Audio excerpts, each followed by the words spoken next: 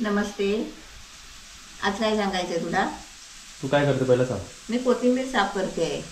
आज जेवायला किती माणसं आणि किती थाली आहेत? आज किती झाली आहेत मला नाही आज माहिती. जेवायला आपल्याकडे 3 व्हेज थाली आहेत. हां. ठीक आहे. आणि रात्री जेवायला 3 व्हेज थाली आणि 3 चिकन थाली आहे. तर खूप दिवस झाले मी तुम्हाला आपल्या होमस्टेबद्दल अपडेट नाही दिलं. काय काय चेंजेस झाले आहेत आणि काय काय चेंजेस होणार आहे ते मी सर्व तुम्हाला सांगतो. म्हणजे कसं येणाऱ्या गेस्टला क्लॅरिटी होईल. अजून मी जे ऑब्झर्व केलं ना 40% लोकांना वरचं लॉक लावता येत नाही, ते मी सर्व दाखवेल. बोरचं आज आपल्याला संध्याकाळी पाणी काढायचं आहे. बाकी बघा सर्व क्लीन करून घेतलेलं आहे. आणि खाली बसण्यासाठी आता ऊन आहे म्हणून, नाही तर खाली बसण्यासाठी एक टेबल असे चेअर आम्ही इथे सुद्धा लावतो आणि इथे सुद्धा लावतो. म्हणजे हे अपग्रेडेशन आपले चालू आहे. म्हणजे तुम्ही वरचे खाली, खाली वर, आता खालच्या लोकांना वरती बसायला नाही होत ना, तर ते असेही सुद्धा बसू शकतात. आणि आम्हाला विचारतात की आम्हाला ट्विन 1 द्या, ट्विन 2च्या मध्ये ट्विन 1 प्रिफर करतात. तर मला तुम्हाला सांगायचं आहे आता ह्याच्यामध्ये आणि ह्याच्यामध्ये काहीच डिफरन्स राहिलेला नाही, दोन्ही सेम आहेत. कारण ह्याच्यात दाखवतो बघा, हे चेकआउट झालेलं आहे आपलं सकाळी आजच. ह्या रूममध्ये तुम्ही बघू शकता आपल्याकडे एक क्वीन साईज बेड आहे. 5x6चा बेड आहे, ज्याच्यामध्ये 2 माणसं तर आरामात झोपू शकतात. त्यासोबतच इथे आपला एक बेड आहे बघा. म्हणजे 3 बेड इकडे राहिले. जर 3 माणसं असेल तर मी सांगितलं होतं याचे 1200 चार्जेस आहेत आणि एक्स्ट्रा माणूस असेल तर 350 रुपये. आता हेच जर 3 माणसं तुम्ही इकडे राहताय ना, तर आतमध्ये जेवणाची सुद्धा सोय होऊ शकते. जर तुम्हाला वरती खाली करायचं नसेल, वयस्कर माणसं असतील, दूर रेस्ट करायला चाले असतील. आणि अजून एक केस, खालच्यांना सहज वरती परमिशन नाही आहे. समजा जमलं तर कधी कधी आम्ही ॲडजस्ट करतो, पण खालच्यांना वरती जाणं अलाउड नाही आहे. फक्त गोल्ड आणि सिल्वरवालेच वरती असतात. तर आतमध्येही आम्ही दाखवतो की कशी जेवणाची सोय होऊ शकते. तर इथे बघा आपण रूममध्ये आलो ना, तर इथे सुद्धा टेबल आहे आपला, राऊंड टेबल. इथे बसून सुद्धा तुम्ही जेवू शकता. हा एक फर्स्ट ऑप्शन. आणि समजा आपली माणसं वाढली तर इकडे सुद्धा 2 बेड लागतात. म्हणजे ह्या रूममध्ये 5 माणसं सुद्धा कम्फर्टेबल राहू शकतात. तसंच बघा इकडे 3 बेड आणि इकडे सर्व आपले टॉवेल, जे चेकआउट झाले त्यांना ग्लासेस दिले होते, बॉटल्स. कोण कोण साबण नाही वापरत बघा, एकाच साबण त्यांनी वापरला, बाकीचे 2 तसेच ठेवलेत. आणि गुड नाईटचा रिफिल पॅक संपलेला आहे, पण नवीन आपण दिलेला आहे. तर हे झालं. आता तुम्हाला हा रूमसुद्धा दाखवतो बघा. जसा हा रूम आहे ट्विन 1 आहे, तसंच ट्विन 2 आहे. कारण ह्याच्यात पहिला बेड होता आणि ह्याच्यात बेड नव्हता, पण ह्याच्यात पण आपण आता बेड इंट्रोड्यूस केलेला आहे. बघा इकडे बेड आहे, इकडे काच आहे. सेम बघा, इकडे बेड आहे, इकडे काच आहे. तर काहीच डिफरन्स नाही. हा रूम पण तसाच आहे जसा ट्विन 1 आहे, कारण ट्विन 2 पण सेम आहे. जर एक्स्ट्रा माणसं असतील तर 2 माणसं इकडे बसतील, इकडे एक बेड लागेल. आणि आतमध्ये सुद्धा बेड आहे, दाखवतो बघा. तुम्ही इकडे बघू शकता एक्स्ट्रा बेड इकडे ठेवलेले आहेत. हा एक बेड आणि इथे एक बेड. म्हणजे जर वाटलं तर तिथे 5 माणसं, तुम्ही टोटल 10 माणसं पण आलात ना, तर एक ॲफोर्डेबल प्राईजमध्ये तुम्ही खाली 10 माणसं आरामात राहू शकता. 10 माणसांचे किती होतील पैसे? 3800 होतील 10 माणसांचे 1 दिवसाचे. आणि ते हँडवॉश हे सर्व आम्ही ठेवलेलं असतो बघा. आणि पाठी कॉमोड पण आपण फिट केलेला आहे आणि आंघोळीसाठी पण आहे. आणि अजून एक अपडेट, मी आहे ट्विन 2मध्ये.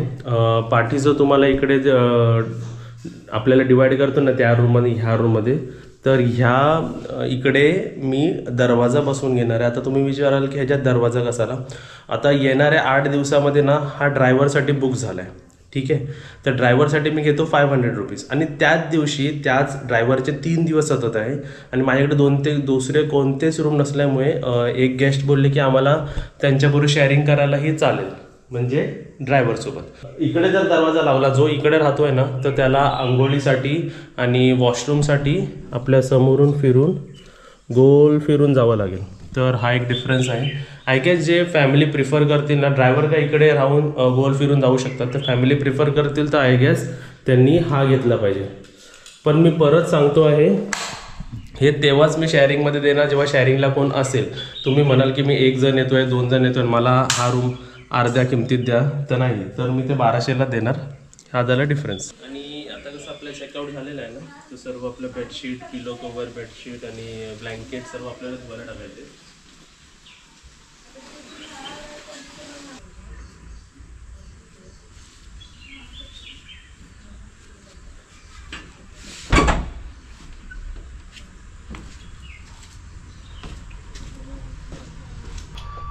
आणि तुम्हाला बाहेर कुठेही हा जर राऊंड टेबल पाहिजे असेल तरी आम्ही लावून देतो, जसं इथे इथे किंवा 2 आपल्या माडांच्या मध्ये सर्वीकडे आपण लावून देतो.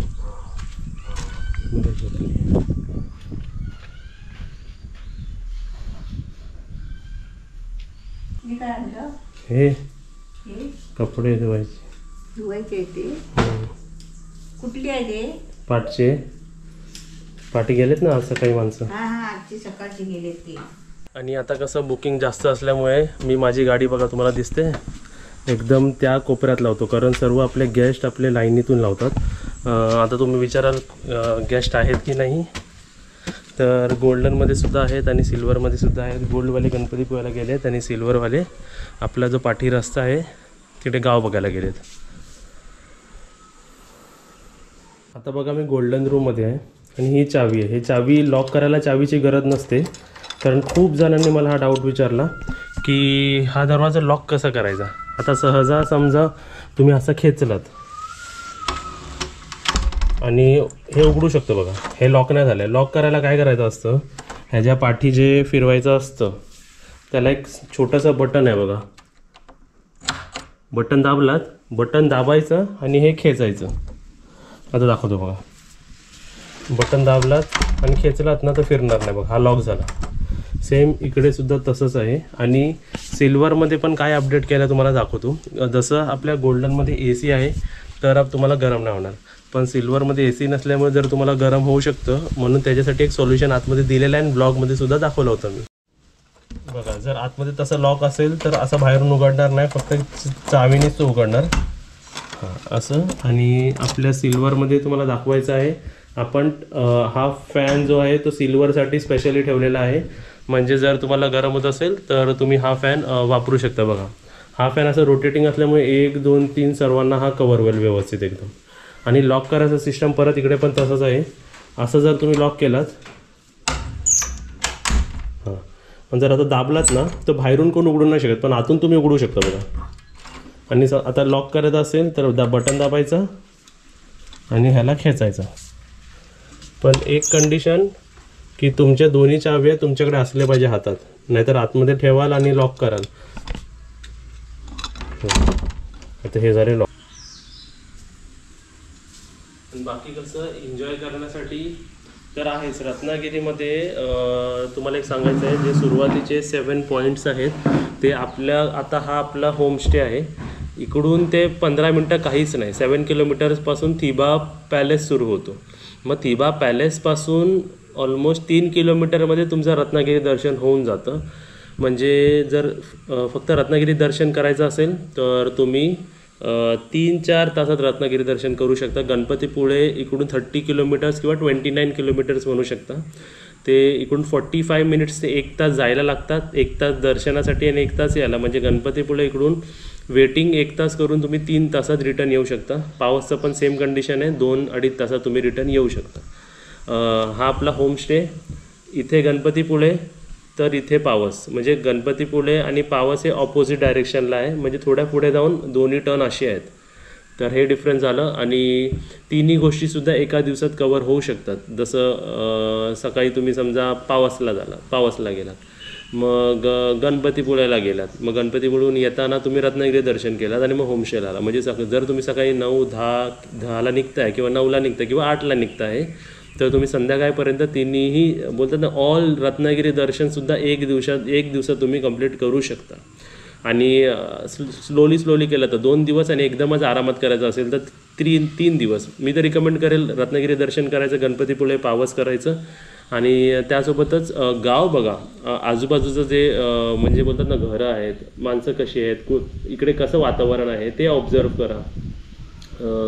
आणि जर आता तर समर सीझन आहे म्हणून ठीक आहे, रेनी सीझनमध्ये असं म्हटलं जातं की जिकडे थांबाल तिकडे टुरिस्ट स्पॉट आहे. आता कसं मोजकेच ठिकाणी आपल्याला जावं लागतं.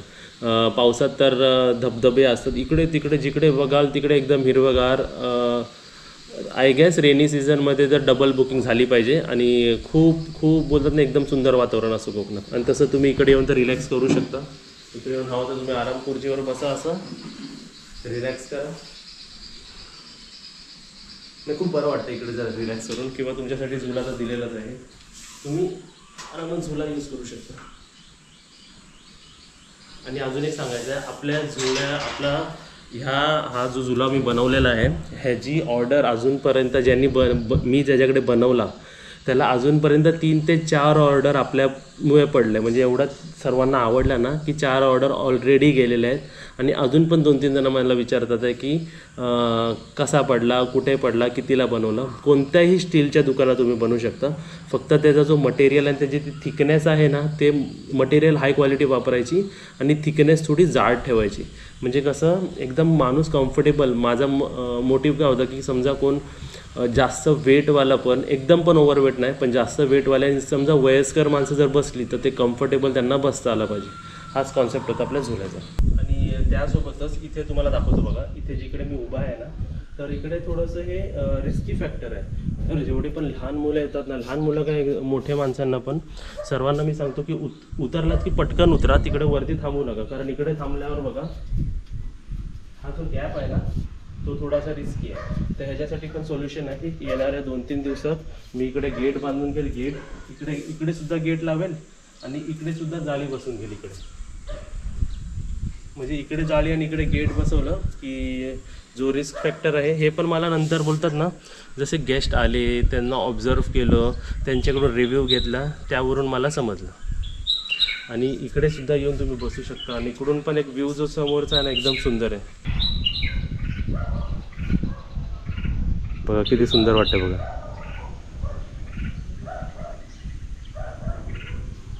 आणि पाठी आपला होमस्टे बघू शकता तुम्ही. आणि जर तुम्हाला गावात फिरायचं असेल ना, आपला होमस्टे आपला गेट आणि समोर रस्ता गेला आहे बघा, इथून राईट मारलात ना तुम्ही असं तुम्ही गाव बघू शकता. फक्त मला एक तुम्हाला सांगायचं की इथे आल्यावरती झाडावरचे आंबे तोडायचे नाही. फर्स्ट झाडावरचे काजू तोडायचे नाही. इवन आंबे पडलेले असतील किंवा काजू पडलेले असतील उचलायचे नाही. बोलतात ना जे ज्यांचे झाड आहे त्यांच्यासाठी इवन पडलेले पण त्यांचेच असतात. तर तुम्ही म्हणाल की मी पडलेले उचलून आणले तर त्याला फाईन असते. आंबे तोडू नका आणि काजू तोडू नका. आणि बाकी काय इकडे समोर जे करवंद लागलेले असतात ते घेऊ शकता तुम्ही. बिल आला बघ किती आला? 4160 लाईट बिल एवढा आला बघ. हा एका महिन्याचा आहे ना? 1 महिन्याचा. ही सुरुवात आहे. आता मे महिन्यात अजून जेव्हा पंखे AC जेव्हा वापरणार ना हे 4000चे 4,500, 5,000, 6,000 पण होतील महिन्याचे. आता मी तुम्हाला एक बजेट समजवतो की जर आपण शुभांगी होमस्टेमध्ये राहायला येतात तर जेवण घेऊन, व्हेज जेवण घेऊन, नॉनव्हेज जेवण घेऊन आणि राहून बोलतात ना राहून खाऊन किती पैसे होतात ना ते मी तुम्हाला अंदाजा देतो. ह्याच्या आता तुम्हाला 3 मध्ये डिवाइड केला मी. गोल्ड रूम, सिल्वर रूम आणि ग्राउंड फ्लोर रूम. ठीक आहे. आणि प्रत्येक रूममध्ये पण 3 भाग केले. जसे गोल्डमध्ये फक्त व्हेज खाणारे म्हणजे 2 टाईम व्हेज खाणारे, दुसरा ग्रुप असा आहे की 1 टाईम व्हेज 1 टाईम नॉनव्हेज, आणि तिसरा ग्रुप असा आहे की 2 टाईम नॉनव्हेज खाणारे.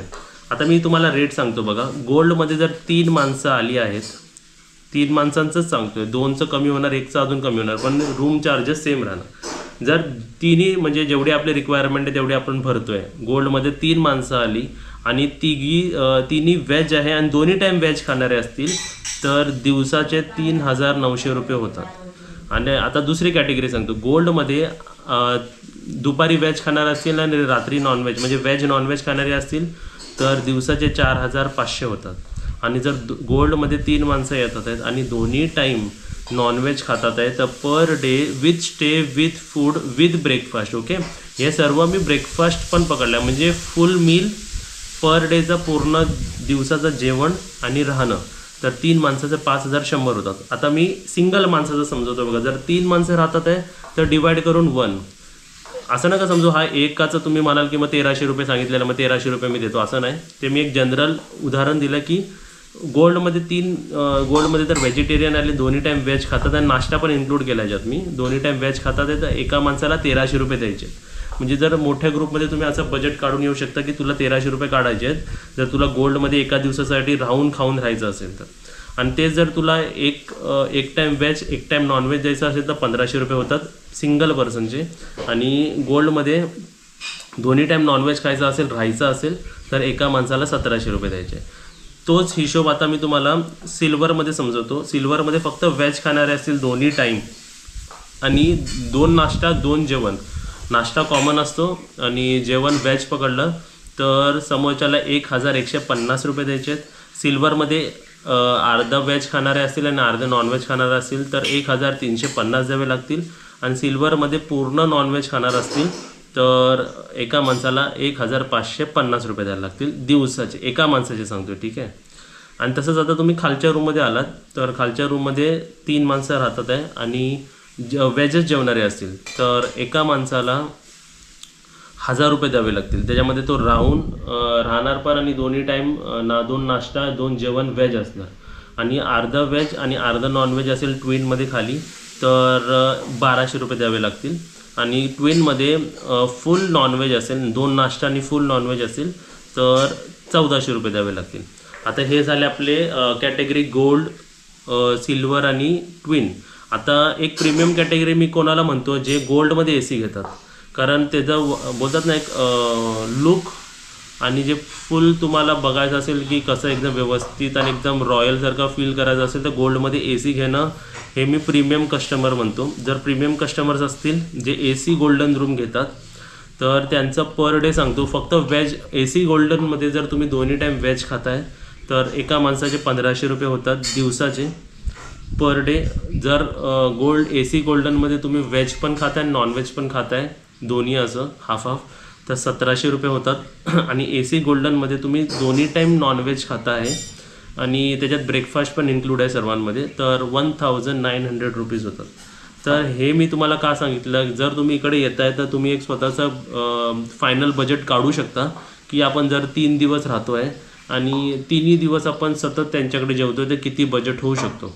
एक मी नंतर तुम्हाला सांगू शकतो की इकडे जेवण कंपल्सरी नाही, ब्रेकफास्ट कंपल्सरी नाही, फूड म्हणजे इन शॉर्ट फूड कंपल्सरी नाही. तुम्ही आम्हाला अगोदर म्हणजे तुमची समजा 5 तारखेची बुकिंग असेल तर तुम्ही मला 3 तारखेच्या अगोदर तरी कन्फर्म सांगितलं पाहिजे की तुम्हाला जेवायला काय पाहिजे तर आम्ही अरेंज करून देऊ शकतो. कारण बघा व्हेज अरेंज करणं ठीक आहे, भाजी आणली बनवून दिली. चिकन पण असं असतं ना तर इकडचे असे दुकान आहेत की वाराला उघडे असतात, नाहीतर जेव्हा वार नसतं तेव्हा लांब जावं लागतं. आणि फिशसाठी तर जट्टीवर जावं लागतं. म्हणून फिश अवेलेबल करायला तुम्हाला बोलतात ना बुकिंग कशी आपण अगोदर करतो तशी फूडची पण बुकिंग तुम्हाला अगोदर करावी लागेल. परत मी सांगतो फूड कंपल्सरी नाही, फूड नाही घेतला तरी आम्हाला चालेल, आम्हाला त्याच्यामध्ये काहीच प्रॉब्लेम नाही. फूड नाही घेतलं तर फक्त ते स्टे चार्जेस आहेत तुम्हाला, जसे गोल्डचे 2200 रुपये, सिल्वरचे 1700 रुपये आणि खालचे 1200 रुपये. आणि AC गोल्डनचे 3 माणसांचे 2800 रुपये होतात. आणि AC गोल्डनमध्ये जर 4था माणूस राहतो आहे तर त्याचे एक्स्ट्रा पर्सनचे 700 रुपये होतात. त्याला मी प्रीमियम रूम म्हणतो. प्रीमियम रूम म्हणजे AC गोल्डन रूम. तर हे मी तुम्हाला बजेट सांगितलं. आता मी एक एक्झाम्पल देतो की समजा मम्मी, मी आणि काजल 3 जणं आम्ही AC गोल्डन रूम मी घेणार, मम्मी आणि काजलसाठी तर चांगलंच घेणार, तर AC गोल्डन रूम घेणार. आणि आता असं होणार की मम्मी व्हेजिटेरियन आहे आणि आम्ही दोघं नॉन व्हेजिटेरियन आहे, राईट. तर AC golden room for veg non veg असं ऑप्शन असणार. तर आम्ही समजा एका दिवसाचं प्लॅन केलं तर इकडे मला लगेच बजेट समजलं की 5100 रुपये मला दिवसाला लागणार. तर म्हणजे प्रत्येक माणसाला 1700 रुपये पडतात. आणि समजा आम्ही 3 दिवसासाठी येतो आहे AC प्रीमियम गोल्डन रूममध्ये, ज्याच्यामध्ये आम्ही 3ही दिवस शुभांगी कीरच्या होमस्टेमध्ये जेवणार, खाणार, सर्व तिकडेच फिरायला जाणार, येऊन जेवणार, फिरायला जाणार, येऊन जेवणार. तर असं असेल तर 5100 × 3 15,300 हा आपला 15,300 आपल्या 3 दिवसाचा भाडा झाला खाऊन पिऊन, ठीक आहे. आणि जर बाहेर काय अजून तुम्हाला एक मी स्वस्ताचा ऑप्शन देतो. रत्नागिरीमध्ये पण असे खूप सर्व हॉटेल्स आहेत ज्याच्यामध्ये व्हेज थाली तुम्हाला 100 रुपये, 150 रुपये, 110 रुपये, 80 रुपये, 70 रुपये सर्व मिळतात. फिश थाली पण तुम्हाला कमीत कमीमध्ये मिळू शकते. असे पण ऑप्शन्स आहेत. तुम्हाला पाहिजे तर ते सुद्धा मी लोकेशन सांगू शकतो. असे हॉटेल्स आहेत, तिकडेही सुद्धा तुम्ही जेवलात तरी आम्हाला काही प्रॉब्लेम नाही. बरोबर ना मम्मी? हां, फक्त जर तुम्ही आमच्याकडे जेवणार असाल तर आम्हाला अगोदर सांगा, तसं म्हणजे आम्ही तुम्हाला एक क्वालिटी देऊ शकतो. मला एक सांगत होते की तुम्ही सुरमई थाली आणि पापलेट हे सर्व थाली, तुम्हाला एक सांगतो पापलेट थालीचे रेट 450पेक्षा जास्त लागणार, कारण पापलेट हे खूप महाग आहेत. किलो 900 रुपये. तशी सुरमई पण पडते पण सुरमईमध्ये पीसेस जास्त निघतात. पापलेट कशी अखंड द्यावे लागते म्हणून ते थोडं महाग पडतं. असा डिस्कशनमध्ये होते की इकडे थालीचा रेट असा आहे, इकडे थालीचा रेट असा आहे. तर मी माझ्या थालीबद्दल सांगू शकतो. मी ज्यावेळी जी फिश आणतो ती त्याच दिवशी जी असते. आणि जर 3 व्हेरियंट असतात, जसे 2 व्हेरियंट असतात, जसे 700 रुपये किलोवाली आणि 800 रुपये किलोवाली. तर मी ती 700 रुपये किलोवाली नाही आणत, मी 800वालीच आणतो, कारण मला ती फ्रेश हवी आणि मला तुम्हाला फ्रेश सर्व करायचं आहे. तर तुम्ही विचार करू शकता, जी थाली आम्ही प्रोव्हाइड करतो आहे ती तुम्हाला क्वालिटीमध्ये प्रोव्हाइड करतो आहे. तेल पण आम्ही फ्रेश वापरला जातो, मसाला मीठ सर्व बोलतात एकदम चांगला वापरला जातो. म्हणून जे आमचे रेट आहेत, लाईक व्हेजची रेट आहे 250, चिकनची रेट आहे 350. आता पण बघा संध्याकाळी चिकन बनवायचं आहे, पण मी सकाळीसुद्धा बाहेर गेलो होतो, पण मी चिकन अजून आणलेलं नाही. मी 4 किंवा संध्याकाळी 6च्या मध्ये चिकन आणणार आणि रात्रीसाठी चिकन बनवायला लावणार. बरोबर ना मम्मी? आता पण आणून ते गरमीचं चिकन एकदम खराब होऊ शकतं ना. हां, मॅरिनेट करून ठेवलं तर एक वेगळी गोष्ट आहे. पण तरीसुद्धा मी फ्रेशच आणणार. आणि फिश थाली आपली 450 आहे. आणि जर पापलेट थाली असेल तर आय गेस मी ती रेट बघून 500 तरी मिनिमम लावणार. 500 to 550 मी लावणार, कारण पापलेटं खूप महाग झालेली आहेत. तर मी एक त्यांना मम्मी बजेट दिला, एक अंदाजा दिला की किती खर्च होऊ शकतो. समजा व्हेजिटेरियन लोक आले, गोल्डमध्ये आले, तर एका माणसाचे 1300 रुपये पकडा, जेवून खाऊन राहून पिऊन असं नाश्ता विष्टा सर्व 1300 रुपये. आणि मॅक्झिमम टू मॅक्झिमम 1700 रुपये राहू शकतात. आणि जर तुम्ही विचारला एकदम स्वस्त तुमच्या होमस्टेमध्ये राहायचं आम्हाला आणि खाऊन पिऊन राहायचं पण आहे, तर 1000 रुपयामध्ये तुम्ही व्हेज खाऊन दिवसभर राहू शकता. आणि 1400 रुपये देऊन तुम्ही नॉनव्हेज खाऊन दिवसभर राहू शकता, असं पण आहे. तर आय गेस मी मोस्टली थोडे डाऊट जेवढे मला माहिती पडतात आहेत एक्सपिरियन्सनी, तेवढे मी ट्राय करतो की क्लिअर करायचं. आता मम्मीलाच विचारतो, मम्मी आपण बुकिंग कधीपर्यंत घेतलेली आहे? जूनपर्यंत. जुलैची घेतली, जुलै ऑगस्ट सप्टेंबरची घेतली आहे. ते आता आम्ही ऑब्झर्व करणार. आता मी सुरुवातीपासूनच जूनची घेतली आणि जूनचे थोडे दिवस बुक झालेत, म्हणून मी जून कंटिन्यू करतोय. नाहीतर मी मे मध्येच एंड केलं असतं. बरोबर ना?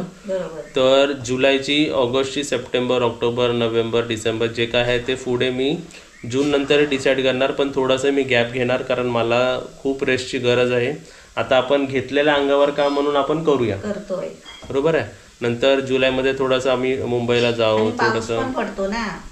मी तुम्हाला एक सांगू, सर्व मला सांगतात आहे की पावसात बुकिंग कमी होणार किंवा चान्सेस कमी आहे. तर मी तुम्हाला सांगू, सर्वात बुकिंग जर जास्त झाली पाहिजे तर ती पावसातच झाली पाहिजे.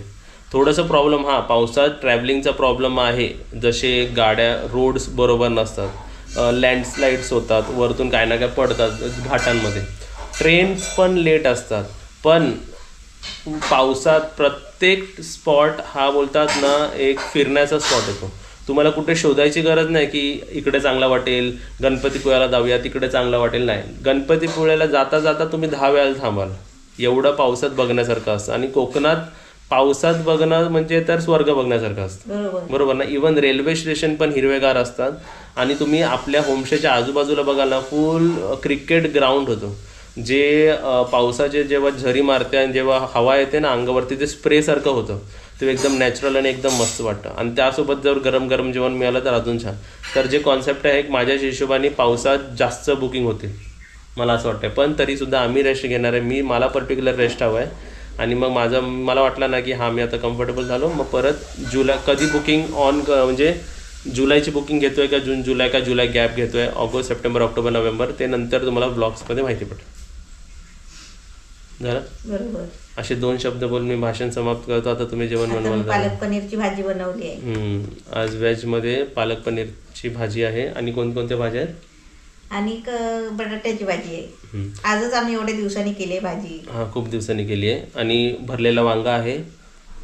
आणि अजून एक कोणती तरी भाजी आहे ना, आलू वडी आहे. असे सर्व भाज्या असतात. आणि खूप जसे ताटं चालू आहे तसे ताटं चालूच आहे. फक्त मी व्लॉगमध्ये दाखवायचं बंद केलं, कारण तुम्हाला मग कंटाळा यायचा की रोज आणि तरी सुद्धा तुम्हाला जर आवडत असेल की रोज काय बनतंय, किती बनतंय आणि थालीमध्ये काय चेंजेस होतात आणि काय, तरी मग सांगा. मग मी रोजचे व्लॉग रोज अपलोड करायला सुरुवात करेन. मी अपलोड का नाही करायचं माहिती आहे काय, कारण जे रुटीन चालू आहे तेच रुटीन चालू आहे. की माणसं येतात, आपली गेस्ट येतात आहेत, त्यांना त्यांच्या रिक्वायरमेंटनुसार फिश थाली बनते. फुल गर्दी असते. असं नाही ब्लॉग नाही आला तर तुम्ही समजू नका की आज त्यांच्याकडे होमस्टे मध्ये उलट व्हिडिओ नाही आला म्हणजे माणसं फुल आहेत. ठीक आहे. आणि तरीसुद्धा तुम्हाला ते बघायला आवडत असेल, डेली व्लॉग्स बघायला आवडत असेल, किंवा डेलीमध्ये जेवण काय बनतंय, किती व्हेज थाल्या जातात ते, किती नॉनव्हेज थाल्या, कोण कोण आपले गेस्ट आले, सर्व पाहिजे असेल तरी कमेंट बॉक्समध्ये सांगा. मग मी डेली व्हिडिओ अपलोड करेन. जर तुम्हाला बोर होत असेल तर मग मी 2-2, 3-3 दिवसांनी, मग 1-1 दिवसात आड म्हणजे गॅप घेऊनच मग व्हिडिओ टाकेल. तुमचा रिस्पॉन्स बघेल, तुमचे कमेंट्समध्ये बघेल की तुम्हाला डेली व्लॉग्स पाहिजे.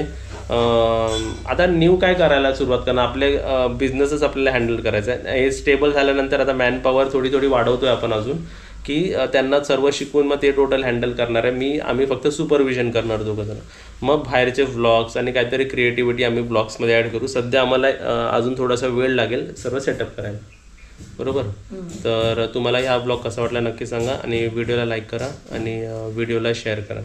सबस्क्राईब करा आणि घंटी वाजवा. हो, सबस्क्राईब करा.